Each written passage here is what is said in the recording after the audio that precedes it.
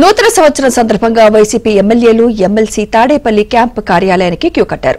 స్వామి పూజలు మునిగి తేలారు. సీఎం జగన్ ను కలిసింది మొదలు తిరిగి వచ్చే వరకు పొగడ్తల్లో ముంచి భజన చేశారు. ముఖ్యంగా ఉమ్మడి కృష్ణా జిల్లా నేతలు అధికారులు వచ్చి సీఎంకు విషెస్ తెలిపారు. సీఎంకు అమ్మవారి ఆశీర్వచనం అందించేందుకు కనకదుర్గ దేవస్థానం నుండి అర్చకులను వెంట తీసుకువచ్చి తీర్థ ప్రసాదాలు అందజేశారు. రానున్న ఎన్నికల్లో సీఎం జగనే తిరిగి అధికారంలోకి వస్తారన్నారు.